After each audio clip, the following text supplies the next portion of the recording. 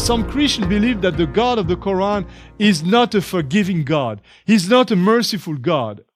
It is true that many Muslims have underestimated this attribute of God, even though they pray Bismillah ar-Rahman ar-Rahim, in the name of God, the merciful, the all-forgiving. But practically speaking, many people emphasize more the justice of God. By the way, we have the same in Christianity. We have some people who really talk about the God who is watching over you, who is watching exactly what you do. And if you do a mistake, he will surely punish you. Every mistake has consequence. And you find texts in the Bible saying, what a man sow, he's going to reap it, and so on. But also you have texts where God is full of compassion. We're going to see some of them. And we're going to see that both aspects of God are important and that there's a solution to this. Back to the Quran, Surah 20, verse 122. His Lord chose him for his grace.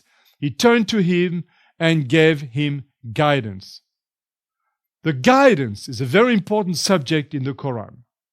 A good Muslim prays many times a day, Ihdina Sirat Mustaqim, guide us into the right way. The Quran says that when Adam and Eve lost the way to the paradise, were shut off from the gates of the garden, they lost the way. But God would show them the way to go back to the paradise someday and would guide them to this.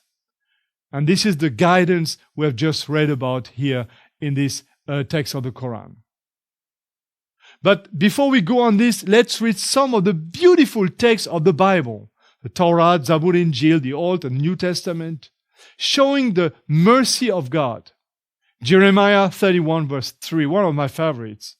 The Lord has appeared of old to me, saying, yes, I have loved you with an everlasting love. Therefore, with loving kindness, I have drawn you. God has loved us with an everlasting love and is drawing us to Him. Remember how God is looking for the sinner, for Adam and Eve. God hates sin, but He loves the sinner. That's the message. Let's take another text from the Bible, this time from the Psalms, Zabur. Psalm 91:14. Because He has set His love upon me, therefore I will deliver him. I will set him on high because he has known my name. And the name of God in the Bible, when Moses asked God, what's your name? God said, I am the merciful, I am the compassionate. The same that Muslims pray every day, Bismillah ar-Rahman ar-Rahim. By the way, do you know that the first New Testament version of the Bible in Arabic, the Codex Leidensis, about 200 years after the Prophet Muhammad, the Codex New Testament starts with the introduction, Bismillah ar-Rahman ar-Rahim, in the name of God, the compassionate and the merciful. Which show that this sentence is not just an invention from the Quran. It was in the Bible, it is in the Bible, even though in the New Testament, it is Arabic New Testament, it's just put in the introduction, it's not in the text. But at least it shows that 200 years after the beginning of Islam, Muslims and Christians know that they have at least one thing in common, which is the name of God, the name of the one who is compassionate, the one who is ready to forgive. Isn't it beautiful to talk about this? We talk so much about the differences of religions. But let's consider that we have in common the longing for paradise, the wish to come back someday to the world how like God has created it. What God had anticipated for humanity, a world without suffering, without injustice, without sickness, without death. And both Muslims and Christians are longing for this. Actually, you could say every human being is longing for this happiness. Why don't we join on that research for the way to the straight path, the way that is going to show us how to get there one day. One more text, this time from the New Testament, from the Gospel to the Ephesians. But God, who is rich in mercy, because of His great love with which He loved us, even when we were dead in trespasses, made us alive together with Christ. By grace we have been saved. The text says that God is rich in mercy. and even that some people are dead, which means that somebody has an attitude of rebellion toward God. He's like dead. He has not started to live yet. He's still in a state of non-abundant life, just waiting for something to happen. Like a prisoner, somebody who cannot enjoy life, because what is life if we just know that it's going to continue as it is, and one day we die and that everything is over? We were dead, but then the text continues saying that in Christ we are altogether alive, and that's grace. Grace is something we don't deserve. Grace is something we have not earned. And here the text says that the grace of God will save us. What this means, we're going to see it right now. Again, we come back to the Koran in a beautiful text in Surah 39, where he said in verse 47, even if the wrongdoers had all that there is on earth, and as much more, in vain would they offer it for ransom from the pain of the penalty on the day of judgment. But something will confront them from Allah, which they could never have counted upon. The text says that the human being might even be ready to sacrifice everything to be saved, everything to acquire God's mercy, everything to please God, everything to make good what he has done wrong. But the Quran says that would never be enough. We are in front of God like someone who is in debt, who has an account in the bank where he has to put money, otherwise he will be in trouble. You know, being in debt is never a beautiful thing. I know some people, I know some situations in my life also, where I didn't know how I would pay the bills at the end of the month. How would I get out of that situation where you owe money to this person, to that person, and you don't see any chance to pay again? We can even go further and take the situation when, in the former time, somebody was in debt and he had to sell everything he has and eventually to sell his body as a slave. I remember the story of a country in South America where some rich people came to the poor and say, we have a job for you. You can start right away. Here's an advance of $1,000. You will work and we'll pay it back someday. Everybody was happy. Everybody wanted to work. Everybody was so glad to have $1,000 in the hand. But these people didn't realize that they would never earn enough money to be able to pay back the $1,000, which means that eventually they were put into a slavery situation, into a relationship like a slave who works and works and works to pay his debts, but never gets out of it. We know several situations in life where human beings are like slaves, and somebody needs to set them free. We know, for example, of this big boat somewhere that are taken by pirates. And the pirates want to have millions of dollars to set the boat free again. Some people go to some wild animals who are put in the cage in some markets in Asia and Africa. And they give money to the one who sells the bird or to sell the bear or the lion or I don't know, some animal.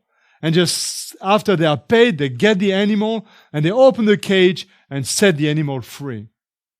In the ancient time, it could happen that when a slave was seen on the market, maybe by his friend, a relative, or somebody who was just sympathetic to him, the person would pay the debt instead of the slave, and as soon as the debt was paid, the slave was free. Free, redeemed, that's the word. Someday also you can redeem yourself in some countries from the military service by just paying some money. Some people can pay money to get out of prison.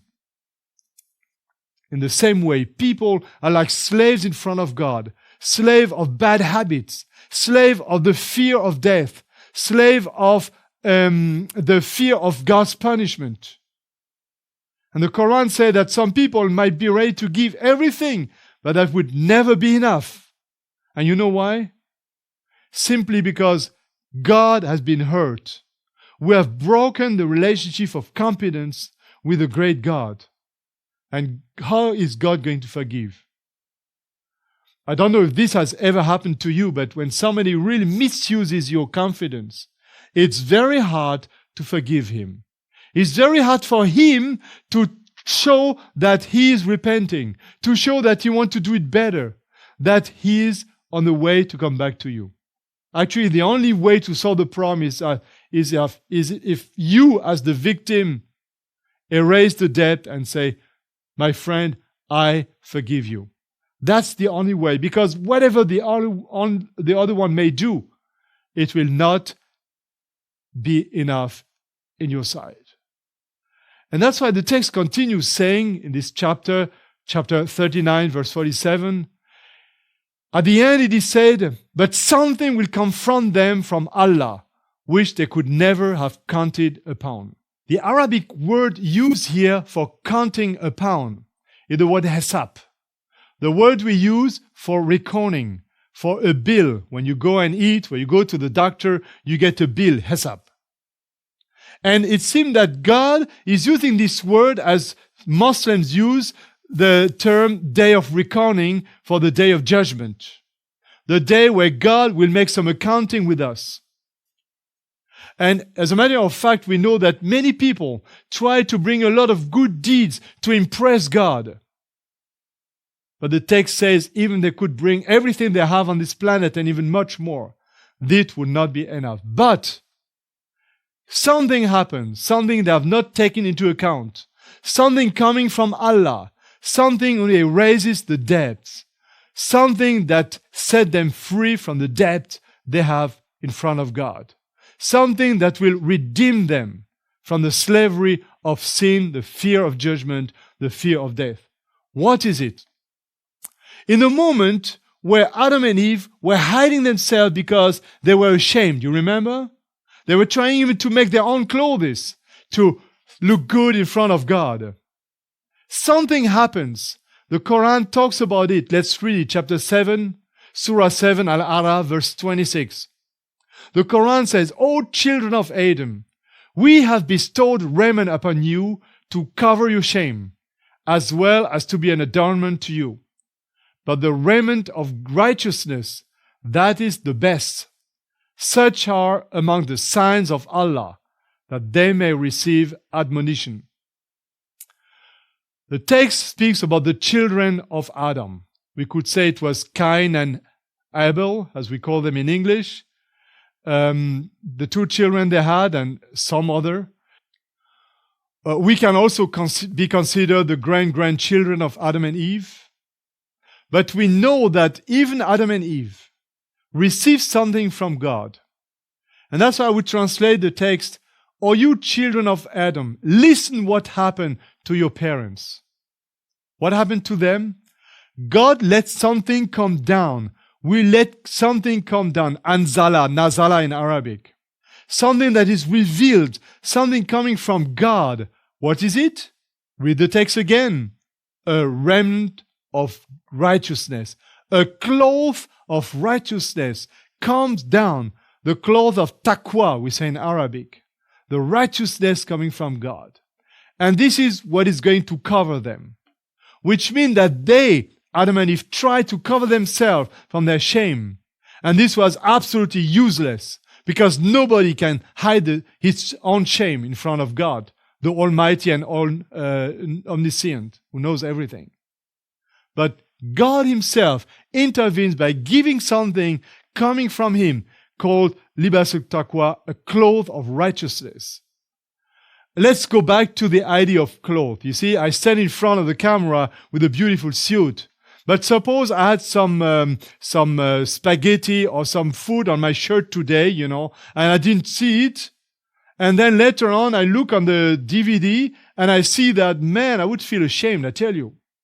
Maybe it happened to you someday that you are in a public speech, or you want to have a good appearance somewhere, maybe a wedding ceremony or a special event, visiting somebody important, and suddenly you discover that your clothes are not appropriate. There is a spot somewhere. You try to get rid of it. It gets bigger. You get ashamed. You don't know what to do. It's too late. You have to go.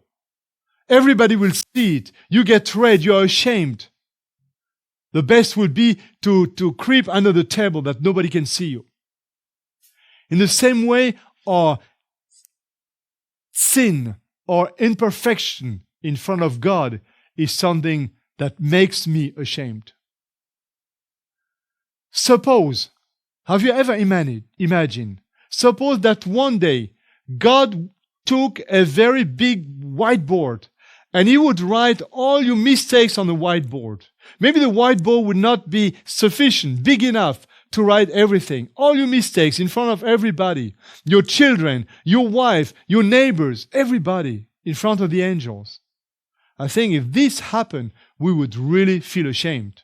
Because we know that when somebody talks about our mistakes openly, even if what they say is true, this is really hurting. This is really shameful. The prophet Isaiah in the Old Testament, Isaiah 64, says that we are all like an unclean thing or an unclean cloth, and all our righteousness is like filthy rags. We all fade as a leaf. All our iniquities, like the wind, have taken us away. In front of God, we are like someone who has nothing beautiful to show. No merit, nothing to impress God, nothing to show that we are good enough to stand in front of Him. We might try as much as we want. There is no chance.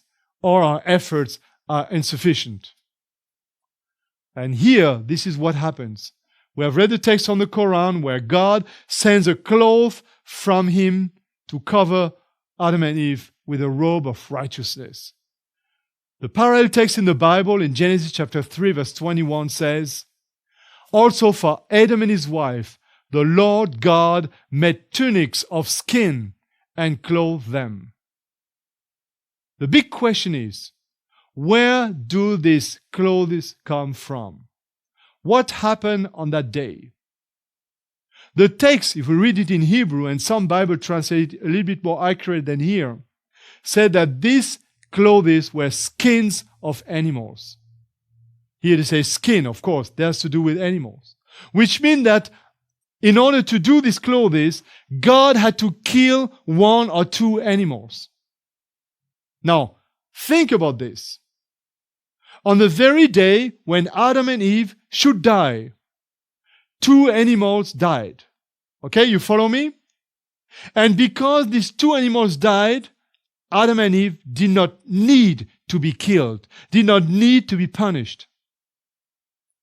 Moreover, because Adam and Eve were ashamed, through the death of these two animals, their shame is covered, and they don't need to be ashamed anymore. They don't need to be afraid of God anymore. They don't need to hide somewhere in a bush. They are in front of God, standing as if they had never ever sinned. What a beautiful message. What does it mean exactly? What does this message has to tell us? One more text taken from Isaiah. This is one of my favorite again. Isaiah 61 verse 10. "I will greatly rejoice in the Lord. My soul shall be joyful in my God. For He has clothed me with the garment of salvation. He has covered me with a robe of righteousness. As a bridegroom decks himself with ornaments, and as a bride adorns herself with her jewels." If you look at the world, there are many different ways of getting married. I mean, the way people celebrate a marriage. But all of them have in common that the bridegroom, and especially the bride, spends a lot of time looking good, having the best clothes, the best haircut, dress, everything has to be perfect. And you know, the interesting thing is that no law, no country gives any law telling the bride that on the day of her marriage, she needs to be like that. But despite of that, every bride is doing it. And the question is why? The answer is very simple. On that day, she is the most important lady in the world. She has the best husband in the world. And everybody comes and admires them. They are in the center of interest.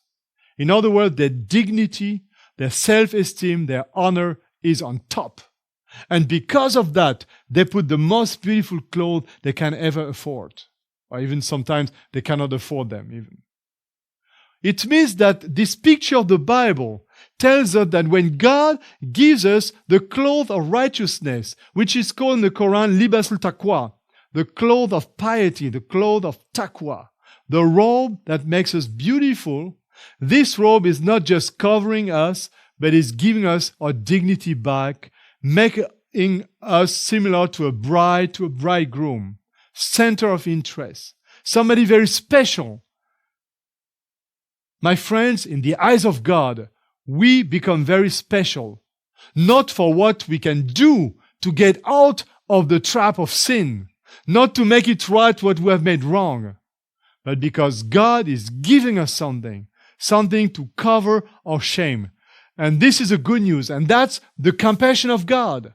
The mercy, something we have not earned.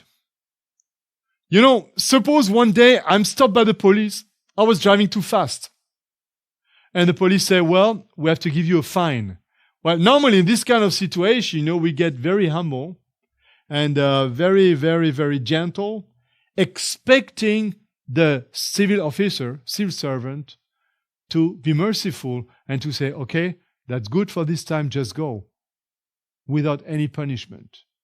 Mercy means there is no punishment. The mercy of Allah, rahmatullah, means the readiness of God to forgive us despite of the punishment we have deserved. Instead of giving us that punishment, He is giving us His grace so that we can stand in front of Him as if we had never sinned. But how is this possible? How can God at the same time be merciful and be righteous? How can this happen? Again, this is the big problem of all religions. Nothing is cheap in this world. Everything has its price. And sometimes we don't realize that.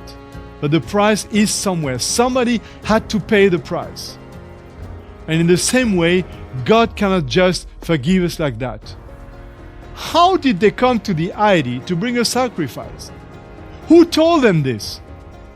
So many people try to impress God. So many people try to show God that they want to do it right, that what they have done is not bad after all. And this gives us security, the assurance that we will be mutakin, accepted by God. And I'm so sorry that so many Muslims don't know this, and that's why I urge you to think about this.